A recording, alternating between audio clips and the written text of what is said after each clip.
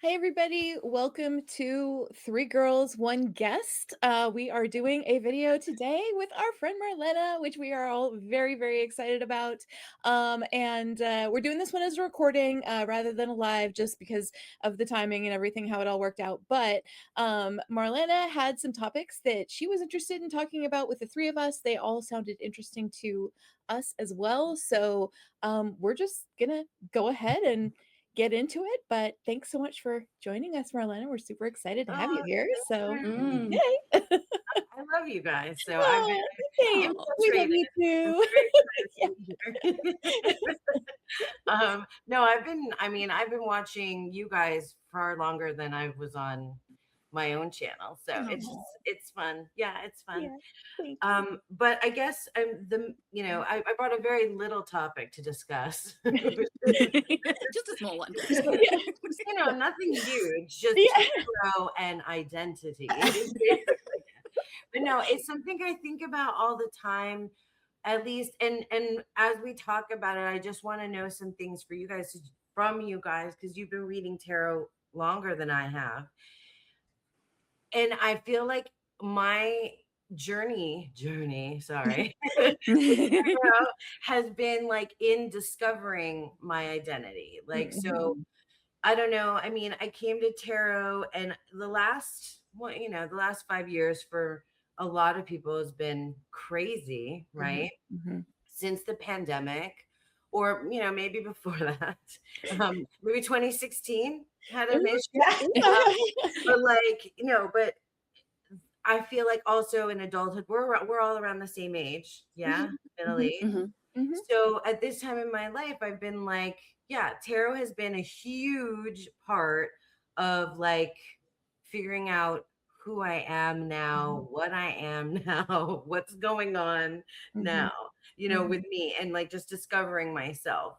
But yeah, so I had like three kind of main categories to discuss, but I'm sure we'll like veer, like you Mm. do.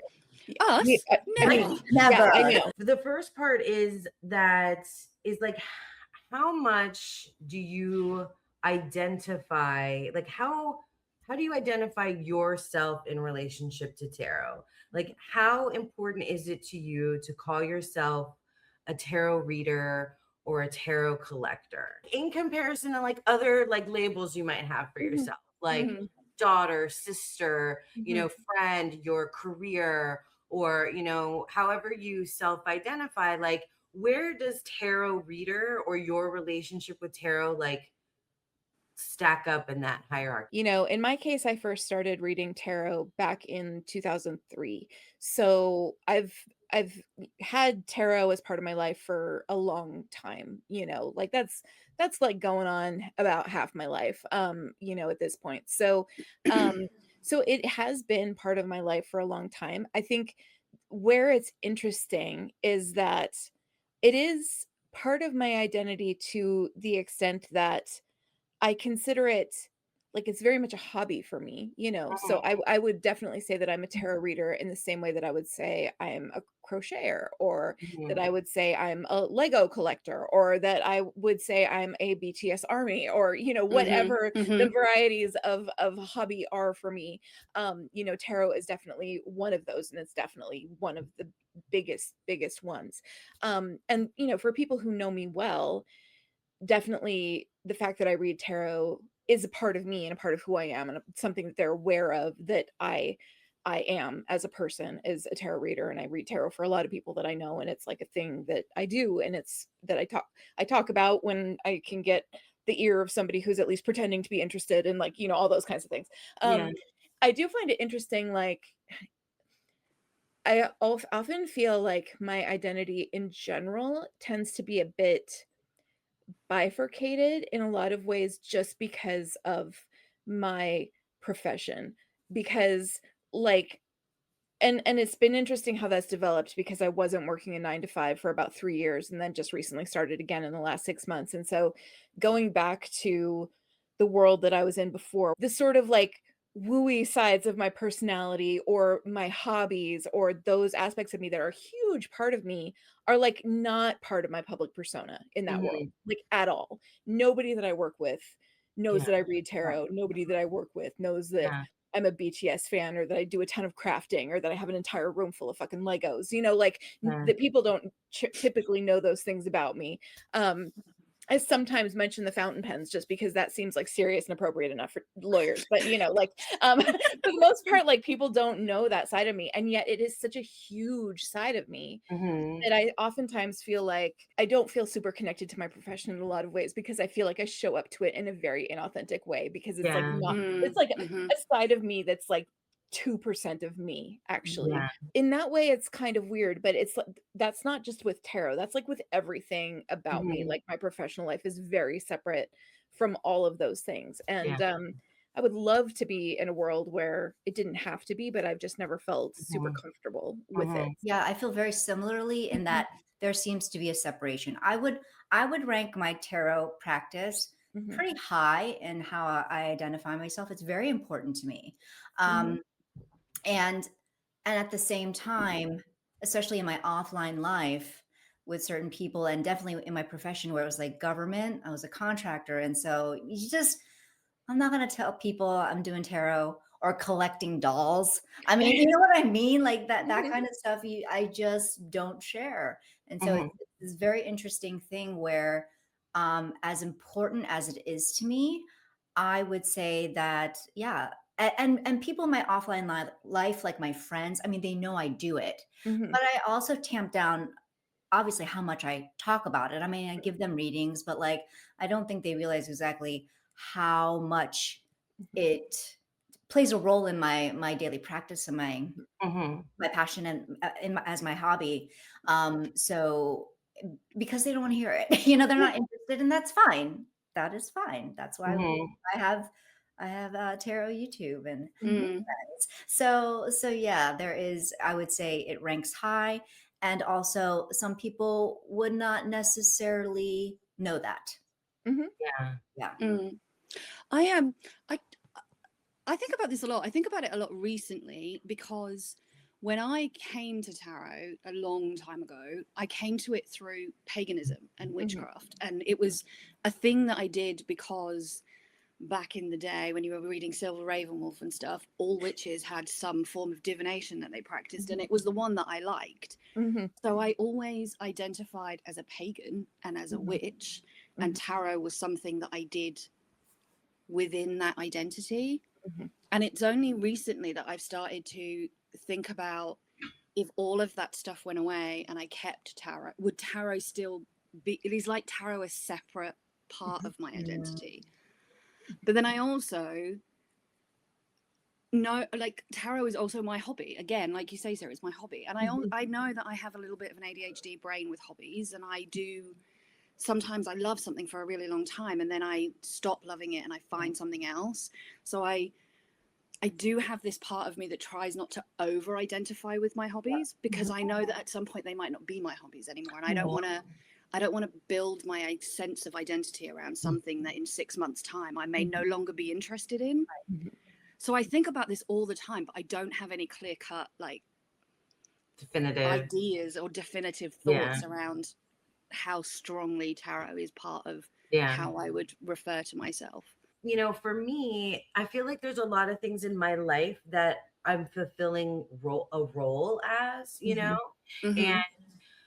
within like a family, my family setting, as a daughter, but like as a mother and a partner and things like that. So and my job feels like a role. mhm, There's other like more identity markers for myself that I feel like are things that like I embrace that mhm, are just mine and me. mhm, and Mm. and two and like when I came to tarot, there was only one other thing before that felt that good and that mine and that was that mhm, as me was being a poet. So mhm, calling myself a poet and embracing that label, was great. And then being a tarot reader, or I don't know, do you guys have special names? Do you say like card slinger, tarotista, any of those like fun things that people say? No, I No, tarot don't. reader. No, tarot Mhm, reader. tarot reader, yeah. mhm, Yeah. Yeah. I don't know. I mean, like I think I write them out more than like I actually speak them. Like if I'm saying I'm like I do tarot, probably is what I Mhm. like actually say. But Mhm. in like, headers or whatever, or if I'm like writing, a text message, I'll say those things. Mhm. Um, I love nicknames for people too. It's like a thing. But yeah, it was when I came to tarot, it was like this discovery of myself. Like, oh my God, it was like, this part of me had been lying dormant all this time, and like in a fantasy novel or some shit, like, and it awakened, and I'm like, oh, there I am. It's Mhm. me. So it's just like so nice to have that, and that's how I feel about like the poet in me. Mhm. It's Mm. not showing at all, Mhm. but, like Mhm. that's how I felt about it as a like identity. But I don't, like you guys, Sarah and Julie, as an educator, there are like coworkers and things that I have like revealed that to, but definitely not. I'm certain that lots of parents and student, would have Yeah. things to say Opinion. if there's Mhm. anything like witchy or whatever involved. Mhm. One thing I will say, and I'm just gonna Oh, throw something in there as well, is that like tarot for me, like it was interesting when I first started reading tarot, and I think this is kind of like exemplified by the way I sort of folded tarot practice into my life, like as a tool of self exploration or self discovery. oh, Um, I've like that's always been a big thing for me, like, and I've talked about this on my channel before. I have like journals, like 45 volumes of journals going back to when I was literally like 12 years old. And like that sort of self-exploration, like tarot just became a part of all of that existing. Like it just Mhm. sort of folded into everything else as like a new tool that I would use for those kinds of things. And so tarot as it relates to myself just felt like a different tool. Tarot in terms of like reading for other people, which I do pretty frequently. It's like its own separate kind of skill that I felt like I had to develop, and it took a much longer time to develop that than to learn, how to just read tarot for myself and like how to make use of those insights in a productive way just for me. So it's those two things are almost kind of separate in my mind. I don't know. It's interesting. It's like what I do with tarot for myself versus just like reading tarot for other people they're like really different in a lot of ways. And I kind of almost even use totally different decks for those things. And like, I mean, it's yeah, just like it's a very Mhm. so saying like I'm a tarot reader is kind of representative of maybe the outward facing side of that more. yeah. I Whereas think more whereas people would agree, like yeah, would you use the term in that right. way? Yeah, Exactly. would use the term in Yeah. that way. Yeah, because I don't think I would ever actually refer to myself as a tarot reader. Right. And I think that's Oh, because I don't read for other people. Mm, So I right. say that I do tarot, or tarot is Yeah. a hobby, or I mhm, use tarot, but I mhm, would never actually refer to myself, and I don't think I do ever refer to myself as a tarot reader. right. Yeah. Mhm, Because to me, that does have the connotation of I'm reading for someone else. right. Right. Yeah. Yeah. I feel like I do still here and there, read for friends and such. And I still don't think I have ever said, yeah, I'm a tarot reader. It's like, oh, I Mm. read the tarot. I do Mhm, the tarot. mhm, But, and I maybe because there is also this connotation where it feels like, I don't know. I to this day still feel in a lot of ways like a newbie. mm, So mhm. Mhm. like Do I'm you really? yeah. So it's Yeah, like I'm a same. tarot reader. Really? Like I can read the tarot, and I do the tarot, but I'm not a professional or anything.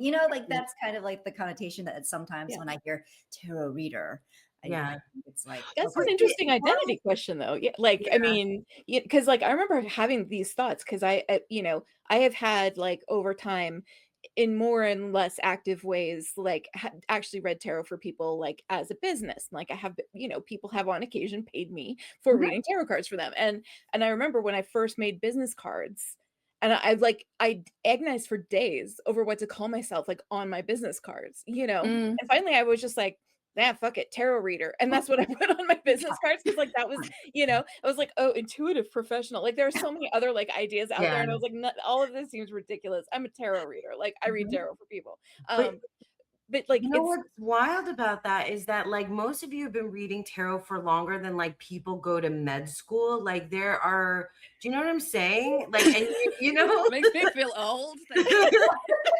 but I mean, I don't understand like why I feel like there's this stigma that you have to have been reading since you were in the womb to like be like an actual like tarot reader. Like I see that a lot, and I feel like there's a and as a middle-aged person who comes to tarot like later in life, it feels like, well, I mean, I haven't been doing this since I was 5 years old, so like you know, maybe I can't ever I mean, I'm making jokes, but like it is Yeah. one of those things that is that I've heard out there, you know. But And like, I don't, is one of the reasons I don't read for other people. And I've been reading tarot in some way or another since I was yeah, 18, but I don't read for other people. And even when my friends ask me, can you yeah, read for me? I'm like, oh, I'm not yeah, qualified to do that. yeah, I'm not, I don't, that's yeah. not something that I'm good at. I can't, It's because I still feel like I don't know enough. yeah. It's the hardest thing because like obviously it's something that you're all, you know, you're always learning. There's so many different Yeah. there's no one way to read tarot, you know. So and I think I don't know, people naturally trust someone who's been doing something longer and is more experienced at it and etc. Like I know that, you know.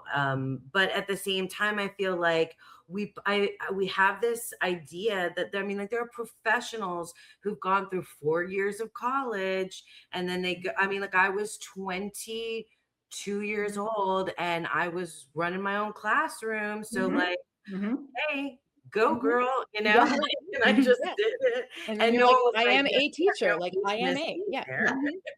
Right. Well, maybe there were people who thought I had no business being there. But anyway, you know what I mean? Like it's just like people are have professional degrees, but yet in tarot, it's like, well, I don't know. Because there's no set of qualifications, and, Right. you know. Well, and I think in a lot of ways it's a bit of an imposter syndrome thing too. Like Yeah.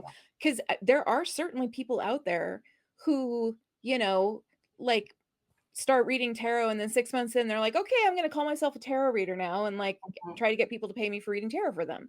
And I mean, I'm not saying that there's anything wrong with that. And I'm not saying that, like I would never be like a gatekeeper to say, oh, like maybe you shouldn't be doing that quite so soon in this journey, or anything like that. But, Yeah. you know, different people have different levels of comfort with claiming a label, Yeah. um, and so I didn't claim a label of tarot reader until after I had been reading tarot for more than 15 years, That's a long Yeah. schooling. Like 15, Yeah.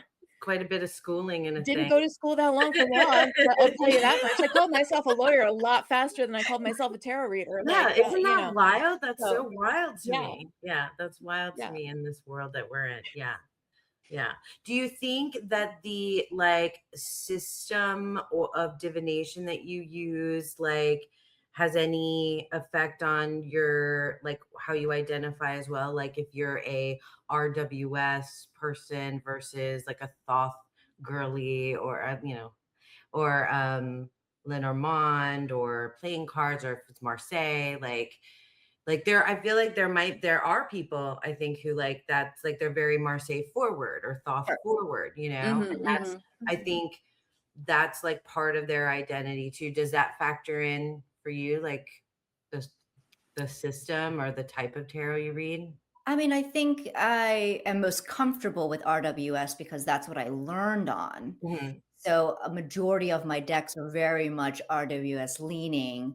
A Thothy Toth, I'm like, yeah, I have some of the basics and I have some inspired decks, Mhm. and then one clonish type of deck. But it is, yeah, mainly RWS. But I've also been branching out with Marseille, trying to progress in Marseille. Definitely dabbled in Lenormand. So numerology, incorporating numerology, attempting to do some astrology. So this is where I'm constantly progressing, and these are the ways in which that's why I always still feel like a newbie because there is so much to learn. And but I would say, yeah, RWS is where my comfort zone is, but that's just because that's what I learned first. But would you say I am an RWS?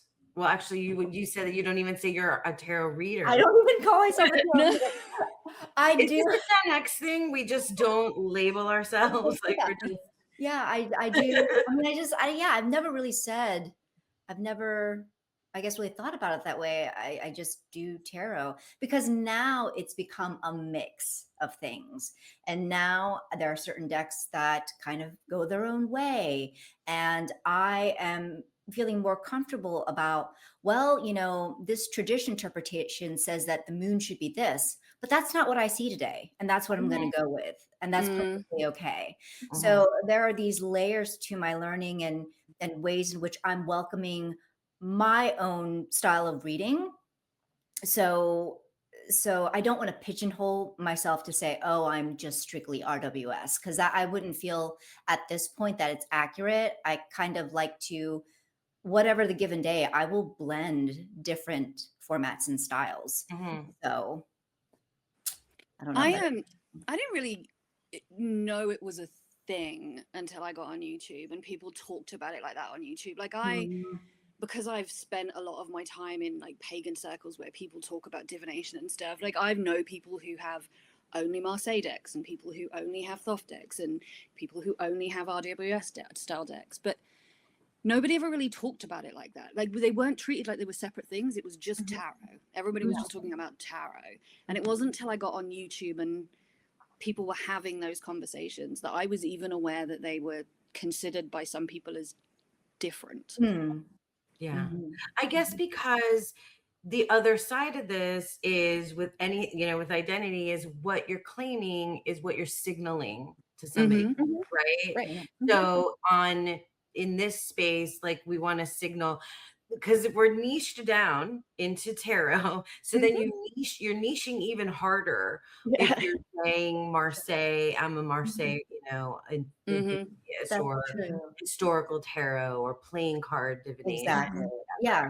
I mean, especially as a content creator, people know they ain't coming to my channel for historical Marseille. Like they just Same. right? Yeah. So there is that. I would call you a Lenormand reader, though, Julie. I would call you a Oh. Lenormand reader. Yeah. I do Lenormand, sure. No. Yeah, I do. I do like to read it, but again, it's one of those things where because I don't practice that muscle nearly as often as I do tarot, when I go back to it, I just feel rusty all over again, and it's almost like having to relearn. And each time it gets easier and easier, but I can say that I definitely don't feel as comfortable with Lenormand as I do with tarot. So. What about you, Sarah? Yeah, I think the question about systems I think is interesting because if anything, I think that's the type of thing that kind of plays into sort of the imposter syndrome question, right? Like if I'm reading tarot for another person, it's going to be basically Rider-Waite-Smith system with my own intuitive spin on it, which and that's what I do. If I'm going to read tarot for somebody, that's what I'm going to be doing. And so it's always been a question of, oh, well, can you call yourself a tarot reader if you have never studied Thoth? Can you call yourself a tarot reader if you've never studied Marseille? Even if you don't use those systems, if you don't understand those systems, are you good, are you good and educated enough to say that I am this thing? Can you call yourself a tarot reader if you don't know all the astrological associations of all the cards and you don't incorporate those into your readings? Like that is sort of where it becomes the question for me. And I do, I've always come down on the side of you can call yourself a tarot reader and be a purely intuitive reader and not understand any of the sort of like existing systems of tarot, right? And so I like studying things because I do like expanding my understanding, and I do like, finding additional layers of understanding that can inform what I do, but I would never like hold myself out as an expert in like a specific system necessarily, so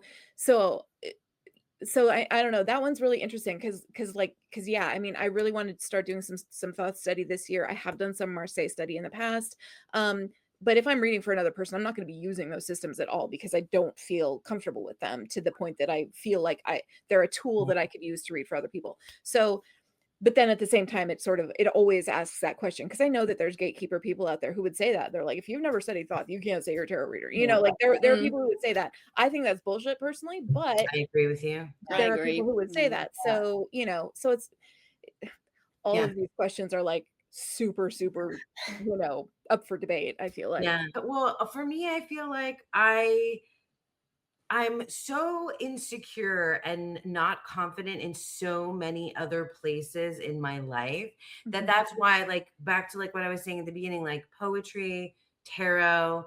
I mean, I don't know. There's maybe a couple other things, but like for, for what we're talking about here, like I feel like I found a thing that just like it just feels like it's me. Like me, we are, we just go together. Mhm. And that's why I like just jump in there and I'm like, well, Thoth, what, let's go, Mhm. like I Mhm. don't, and I really don't there are things that I haven't done yet because I'm like, what would that be like? I wonder what kind of reaction I would get because I'm so new. But I feel like, I don't know, I want to try and I probably will, Yeah. you know. You You'll should. Yeah. probably see it maybe in Yeah. 2026. I Yeah. don't know. But like but I just, yeah, that's so interesting. People get, I because of that, because of the way that how important it is to self-identify as this thing, and then what that signals to somebody else can be really touchy, very Mhm. touchy. It's But so I strange mean, though, isn't it? Because the whole point of a label is that it's just supposed to make communication easier. Like it's mhm, just like if you can say to True. somebody, I read tarot, mhm, like giving yourself the label of tarot reader or witch or Mhm. whatever is Mhm. is supposed to just be a way of making communication a little bit easier, because Right. then you kind of get an idea of where everybody's Right. coming from. Mhm. But mhm, we've turned them into these things like you say, Sarah, yeah, but do you tick off every single box? Because if Mhm. you don't tick off every single box that I have decided are the boxes for that particular label, then I mhm. don't Mhm. think you should be using that term. Right. And that's just Right. Yeah. it's just silly.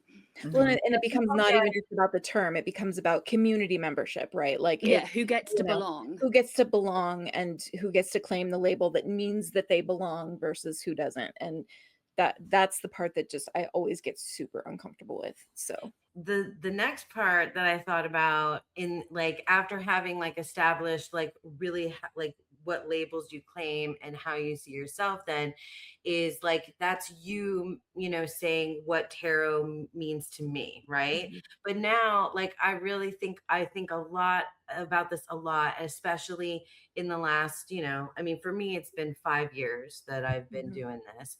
um but I think I can make parallels to this for my life, all throughout, especially from my preteen years to now. How you use like, and specifically decks, tarot decks, because we're in the deck enthusiast community. I Mhm. shouldn't do this. It's not like fake, it's a real thing. Yeah. Like allegedly this exists. No, it does.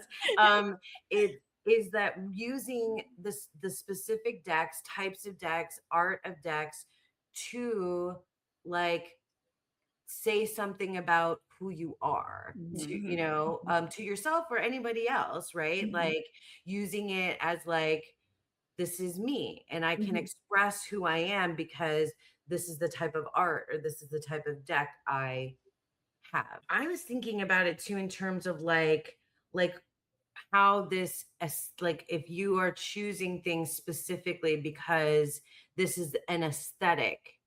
Well, that term is so like dead, like almost dead now, the way that it's Yeah. been used so much. Speaking of labels, or I don't know if it's a label, but a specific, yeah, like art or aesthetic that is like matching you. Is Mhm. that something? Heather's like, wait, I don't even know this is a thing. No, The way that I'm you're like, wait, looking what? at me. But no, because I was thinking because like it's impossible, isn't it? Isn't it impossible to divorce the decks that we're choosing and things from the aesthetic? Because Yeah, we are buying we're working with imagery. That's art. the Right. whole point. We're working with art. Mhm. So like I don't know how I feel. I don't know. I'm like my brain is going, I don't understand. I don't know what I'm trying to say. But I I mean, think it's not about like trying to have a certain aesthetic or a certain vibe or whatever. It's just, It's for me, natural. You're it's Yeah. just just drawn to I gravitate towards the things that something. I like and I Yeah. resonate with in some way. And I would assume that that's the case for most people, but that is, I Maybe shouldn't assume not. anything about anybody. No, I'll Not tell you why necessarily. it's not for me, because Mm-hmm. I'm in a like on a journey of self-discovery because I'm trying to figure my shit out. And Uh-huh. so like if I'm and I've been experimenting with tarot since I started with it, so I feel like that aspect of it plays a role in what I do. Mhm. And for me, like here's the parallel I'll draw, that might make sense to you. And like remember when we all had DVDs and CDs, and we had them lined up on our shelves in our apartments and dorm rooms and whatnot, because you guys are my age, so this is when we Oh, were yeah. doing it, Oh, yeah. right? Yeah. We all And had that CD rack from IKEA, the Yeah, tall yeah. skinny one. Yeah. somebody came into Yeah. your house, right? And your apartment. I'm thinking apartment because that's what you have when you're 20. But anyway, and you're like, this is if you have um the Godfather and whatever, I don't know, like art, film type, like Mhm. super that kind of stuff, where you have a bunch of comedies, like that's something you're saying something about yourself, right? That's Mhm. that was how we like told people who we were, Mhm. and our music and our taste in movies.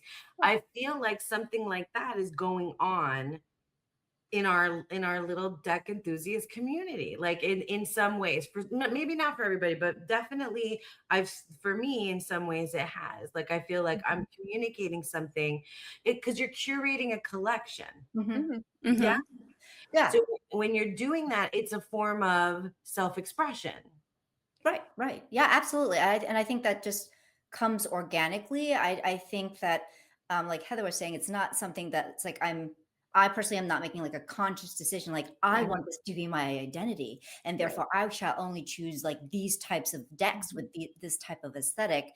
It's just that I'm naturally drawn towards certain Mm. types of decks. Mhm. Yeah. And that evolves and ever changes too, right? But so I can, yeah, I feel like people who are regular subscribers to my channel would probably identify my tastes and Yeah. maybe make assumptions about who I am as a person based on my my aesthetic, my tarot Mhm. aesthetic, I guess. Um, and that's okay, but like uh, that's where again there is this discomfort, as Sarah was Mhm. saying, with like being pigeonholed Yeah. into that type of identity, because my tastes are ever evolving. And Yeah. so someone might say, yeah, Julie definitely loves her cute and creepy, Mhm. she definitely Mhm. loves her fandom decks, For etc. vampires, Her yeah. vampires, Mm. yes, yes, the Mhm. big head, big eyed The big girl, head, big eyed, yes. yes. Mhm. But and that's all well and good, but I would never want to be necessarily like pigeonholed by that. Mhm. And certainly, all of us have experiences of like certain decks are associated with us because we've shown them so many times on our Yes. channels or something like Mhm. that. And and so people again have this idea like, oh, this is Heather's soul deck, or oh, this is Sarah's soul deck.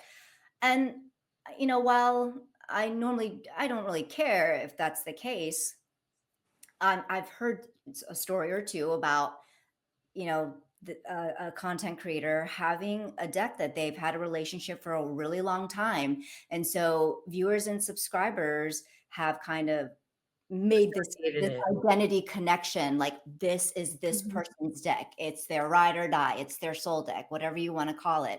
And then when they've evolved and changed, and that relationship with that deck has changed, and they've moved it on or whatever, they get like negative, nasty Betrayed. feedback. It's like you betrayed your audience because Yes, this is who you've who started you are, out. you're inauthentic, what are you talking about, this was your ride or die, People this. are so funny. People They are are. so Mm. funny. So yeah, that's why I'm just like I don't, again, like if you want to associate a deck with me, that's great and that's fine. I Mhm. don't mind that Mhm. innately, but I also don't want you to think like, oh, this is gonna be necessarily forever and always. Mhm.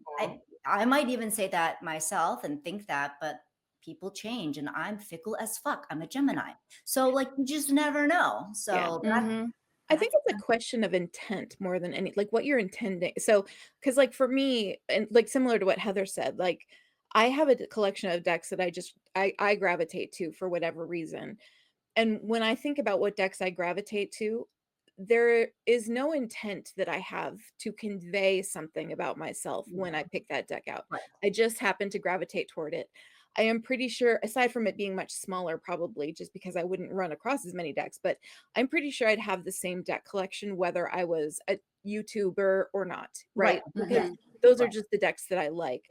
But I Exactly. do know that there definitely are like I think one of the most extreme examples of this I ever saw is I was watching a fountain pen channel, and this the person running the channel was talking about their fountain pen collection and about how they've been trying to sell pens that don't match the aesthetic of their collection. Like Oh, they want a consistent aesthetic across their yeah. collection, and even though they like this pen, it doesn't fit within their aesthetic, so they're not going to keep it. And like that to me, that was one of those things where I was like, okay, I that would not be how I operate. And I'm Right. not saying there's anything wrong with operating that way. And like, yeah, I mean, if it is important to you, like that's part of your social media presence, and so you want your collection to have a specific aesthetic that like looks good when you take a picture of it all together and put it on Instagram or whatever. Like again, I'm not saying there's anything wrong with that. It's not how I operate, but Mhm. like I think that there are extreme examples of that where it is something that a person is trying to convey about themselves by Mhm. saying that they have this collection.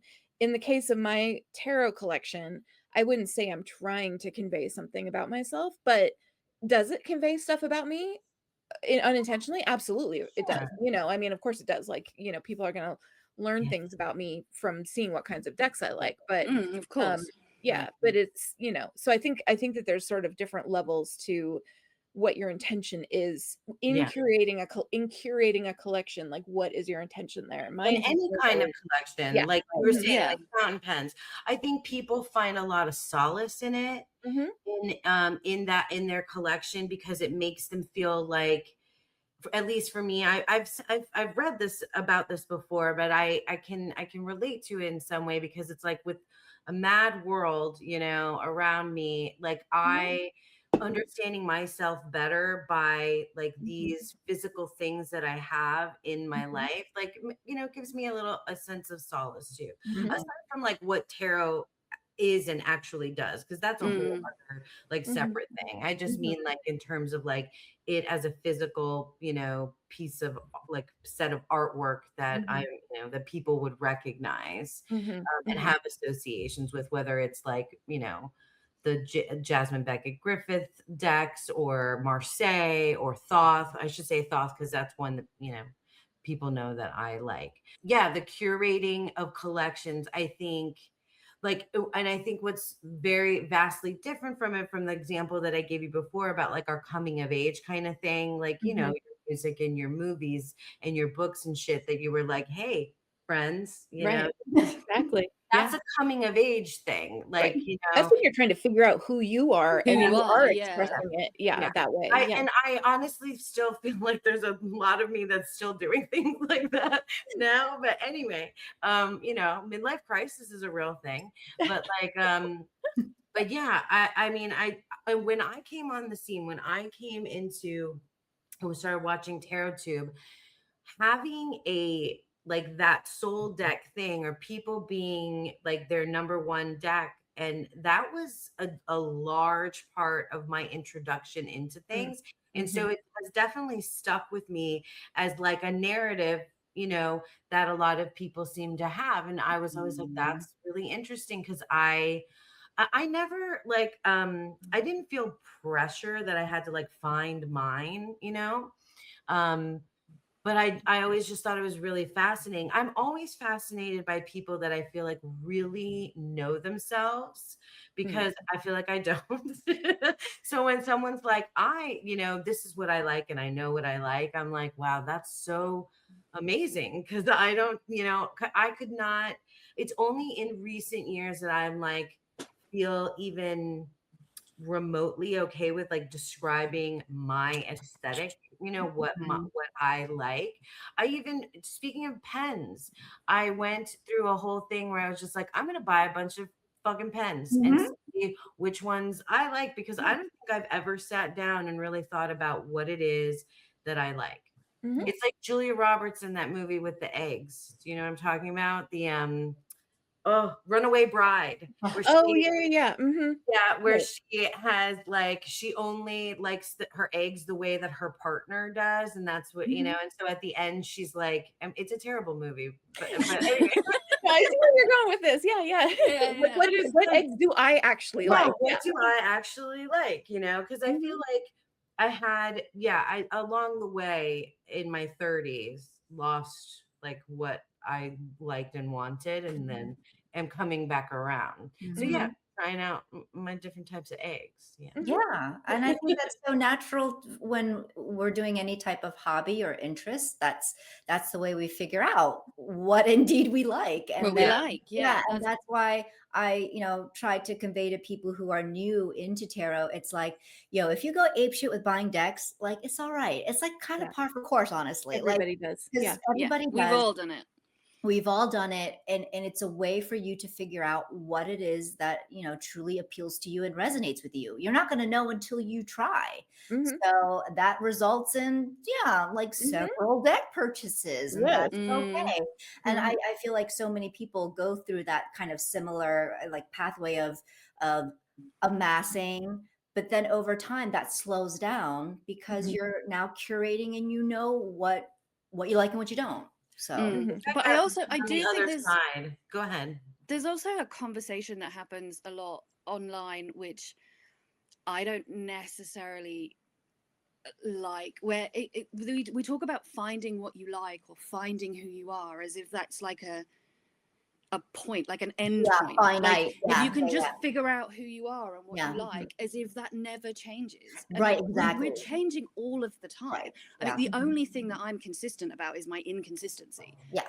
And like Word. True. Yeah. every day I'm discovering new things I like, or there's things that I loved that I come back to and I think, oh, really? Did Mhm. I? Mhm. Oh, Yeah. okay, I must have been having a moment. There's not like this, like we have this idea that there's this perfect version of us that exists, that if we can just figure out what that perfect version is, we'll be done, life will Right. be, and Yeah. it's, people aren't like that. No. Mhm.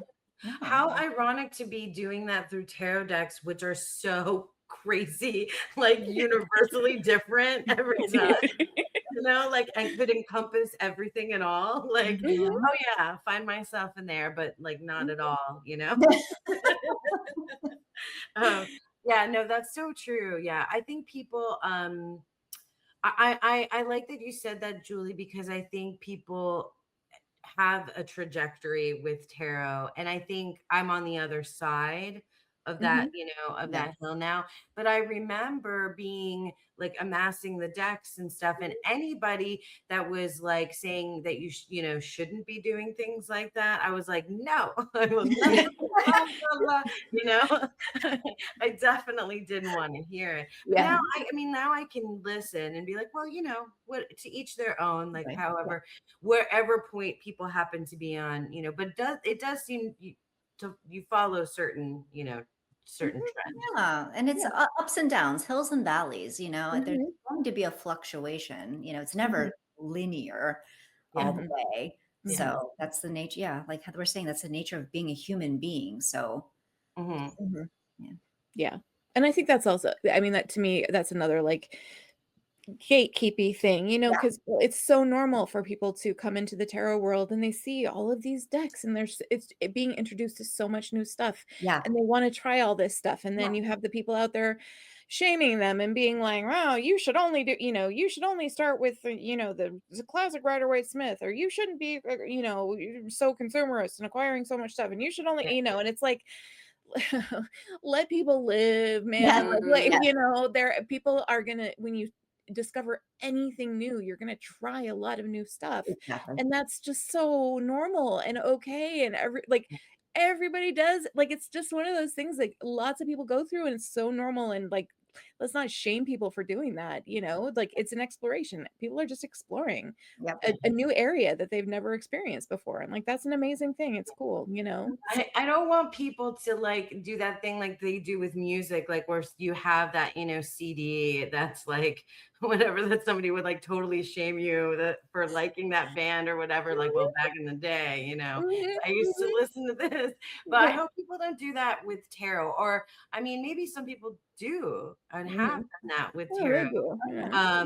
Unfortunately, that's too bad, Mhm, because like I don't want anybody to feel that kind of shame for like loving something that they, mhm, really like. And we do, I mean, we do, don't we? We talk about guilty pleasure decks and stuff. And it's Yeah. like, and I know it's all said in, it's funny and it's in jest and stuff, but Yeah. there's always a bit with that language where I'm like, I don't feel guilt about the things that bring me pleasure. And I don't right. think anyone should feel guilt Right. about the things Mhm, that bring them pleasure, Mhm. mhm. actually.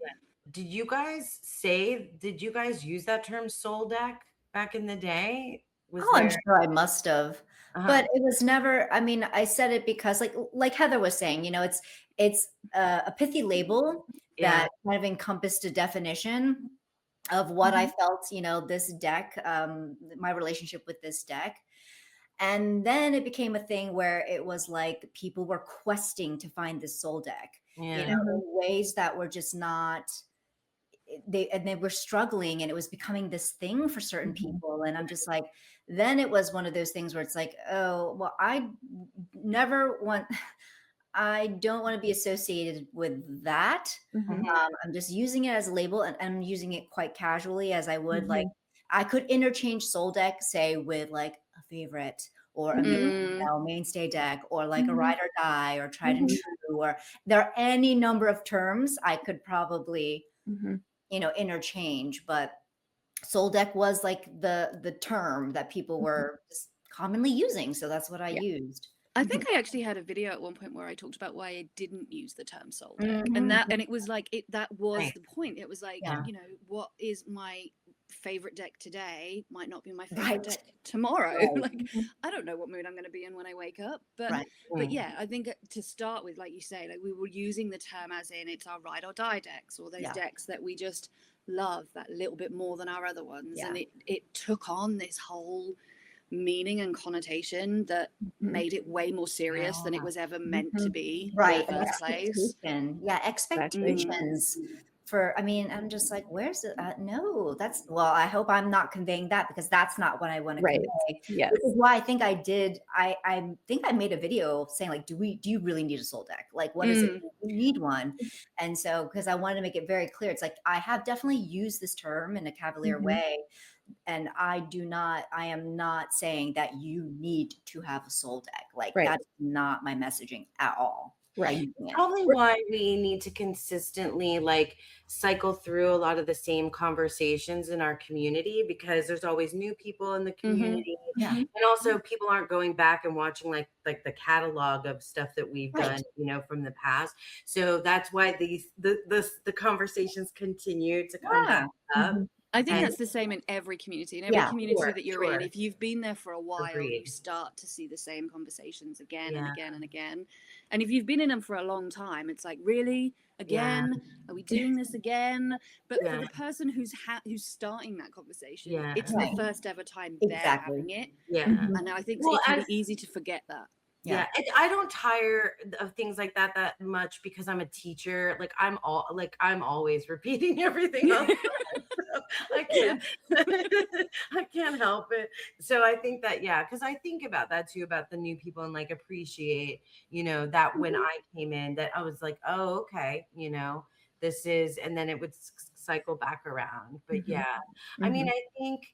I think it's what you were saying, Julie, about being clear, because I think at the end of the day, you can feel like you're being so clear about what you like and don't like, and still you hear people saying that like everything is like a certain way, and you're like, well, wait, what? Mhm. I don't think I ever Mhm. meant that. Mhm. So Mhm. it's just, yeah, kind of crazy. Mhm. Yep. That's the hardest, one of the hardest things about being on the internet for me and making content is that I struggle so much, less so now because I've just got to a point where I'm like, okay, whatever. But I really dislike being misunderstood, like quite a lot. And I think that I like to think that I'm actually quite clear in what I'm saying and what I mean most of the time. And having to deal with the fact that it doesn't matter how clear you are, there are always going to be people who misunderstand you or who assume that you mean something that you didn't, or that you said X but you really meant Y, is something that I think you just have to come to terms with at some point. Here's something that I want to be like super clear about, is that just because I like something or don't like something, I have zero expectation as to what you are going to do with it on the other side. I do understand because I have been influenced. That's another word. I have been influenced by somebody else's reaction to, but I mean, I'm also a person who's like, I'm seeing something that maybe I like too, that I factor in. I am a person in that exchange. But like, yeah, I really want to be clear about that, because I feel like it's something that happens a lot, like I'm not selling tarot decks. I'm not. So like, if I like something, and you think you like it too, great. And if you and I don't like something and you think you might like it, fucking even better. Like, I don't know. I just feel like it's so weird to me that people think that like that something is so definitive like that, that it's so like, well, they said, they like it, so they must think everybody needs to have it and like it too. Exactly. Yes. Really? No, I don't think that's what that is. I mean, Another person expressing their opinion is not, in fact, the same as them pressuring you to have the same opinion. Like, those aren't the same thing. Like, it's not at all. Yeah, and it's very strange that we've reached a point where you feel almost feel like when you're saying, I like this thing, it's that's not so bad. It's when it's the other way around, when you're saying I don't like this thing, you feel like you have to say, but if you like that thing, that's okay. That should just be implied. That should just be implied. It should, but not on YouTube. I'm not talking about you. I'm talking about me. Right. I don't care what you do. Exactly. Right. Exactly. I mean, I do care what other people are doing out there. I want to see it and hear about it and stuff. But like, I don't want anybody to think that like I'm like that I should play a role in the curation of their collection, unless they want me to, because I guess I could probably say that all three of you have had some small role in the curation of my collection, because I've been watching you talk about tarot for a really long time. So yeah, I'm not gonna lie and say that like the people that I'm interested in and that I think have like good taste and are smart and I care about what they think don't have some degree of influence, but I'm okay with that, like I'm great, awesome. That's an awesome thing. Like I'm not gonna blame anybody for it. Like I'm on fault, at the end of the day. So, Exactly. I don't know. Yeah. Yeah, that's one of those things. But I would never want anybody to be so, you heard it here. And I reserve the right to completely change my mind Exactly. in the next 5 videos. Exactly. Yeah. Yes. Yes. But yeah, I absolutely guarantee that whatever I say about what I like, I have no expectation whatsoever that you share my opinion in anything. Right. Just on my channel talking about my own brain, and that's all I know. That's it. Yeah. Yeah. I mean, we're not trying to poo-poo on other people's party time. That's not the point. Exactly. It's just giving our own personal experiences. Exactly. So I mean, you can do that and not act like a douche flute about it. I mean, us three have made a whole like thing about talking about things that some of us we like and disagree the other on. two don't, or whatever. That's literally what we do. The entire genesis of this entire concept of 3 girls, 1 deck. Exactly. We all disagreed on the deck. Like that was how we started. That was the whole point.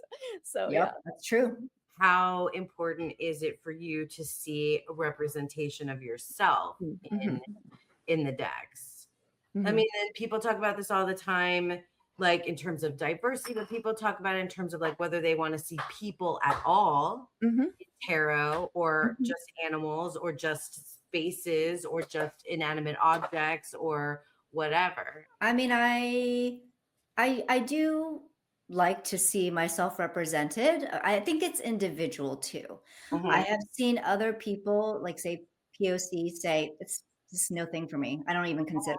I think it's just so individual. Mhm. Yeah. I can only speak for myself to say, sure, there is an importance there. It does mean something to me that, as a person of color, that I am represented in a tarot deck. Mhm. Does that mean every single tarot deck I own has to have like me in it? No.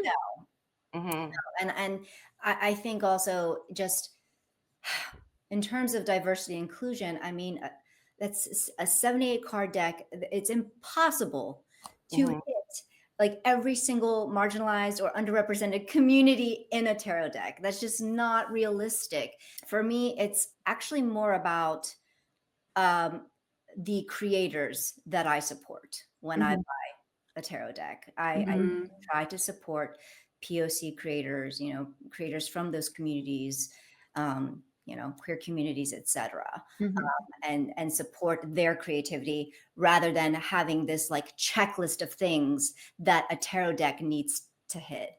And Mhm. and, Mhm. and the context of the deck itself is also important too.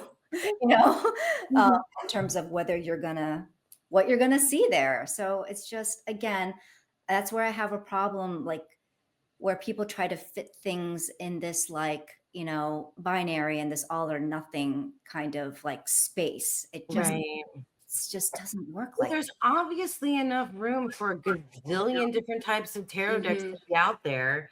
I mean, you feel like you've seen it all, but no, no. And then Mhm. there's like 8 more different kinds of tarot decks with Mhm. different, like very specific, regions or people or whatever. So, like, have at it. Like, I want Mhm. all of those things to Mhm, exist. It makes mhm. me happy for all those things to exist.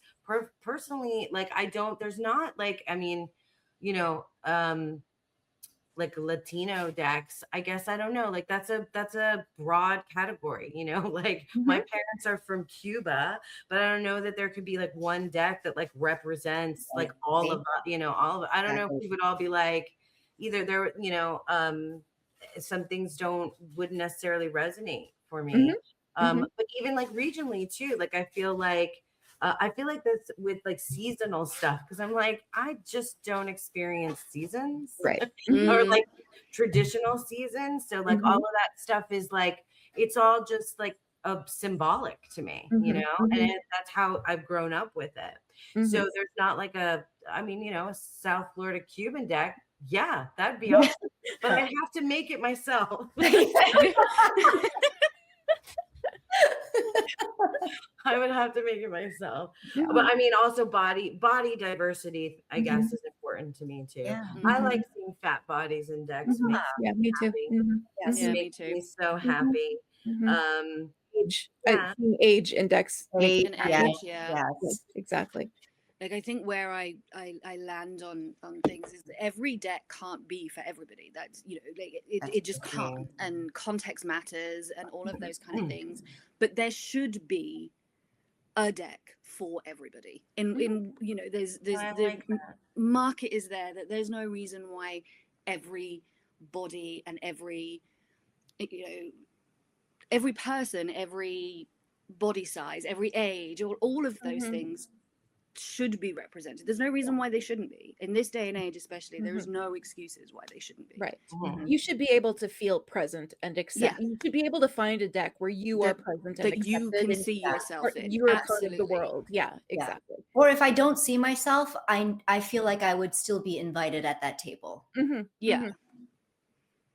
There's some things, I think Laura had a great video about this too, when it comes to like um LGBTQ plus and all of Mhm. that like there's some things that are like that you can clearly represent through art, through the Mhm. tarot, Mhm. and things that you can't. Like, what does Mhm. this like this type of person look like, you know, Right, or like exactly. how is that like, you know, and again, it so goes back to like labels and identity and Mm. how you signal things to one Mhm, another, because mhm, there are like within whatever, you know, whatever communities it is, there you wear certain things or do, you know, there's certain things that that signal who you are to someone mhm, else, like, and for mhm, many different reasons. mhm, Because you come from an oppressed, you know, community, or not, you know, like, so mhm, I mean, I just think it's interesting, so I feel like that's why, yeah, I agree with you, because so it's on like the creator who is in the know, right? Like, so mhm, if it's from yourself and something that you're putting yourself into, because I think a lot of folks that we know, um, or I mean, and I mean, you guys have made decks like out of a like need for like to see something that you wanted to see. So mhm, you're coming from your, you know, and that's what I think drives people to create, you mhm, know. So mhm, that will hopefully be in there. But I just mhm, think it's interesting because like how do you know? Like there's some things is like what are you gonna see? How are you gonna see that mhm, in there? mhm, You know, if mhm. you just had a picture of me and be like, well, Cuban from South Florida. No, not necessarily. Because like you know, there's certain things that don't, you know, like appearance doesn't always do it, Mhm, right? mhm. Well, thank you all so much for joining us for this special episode of Three Girls One Deck with Marlena as our guest. This was a really fun conversation, and as I'm sure you saw, we all ended up having a lot to say about it. So, hopefully, you've enjoyed that as well. And yeah, we'll be coming back with another Three Girls after the holidays. So stay tuned. And thanks again, Marlena, for joining us and bringing such a good topic. And yeah, hanging out. It's been super Thank fun. you So. guys. Thank Thanks. you. All right. Bye, everybody. Bye. Bye. Bye.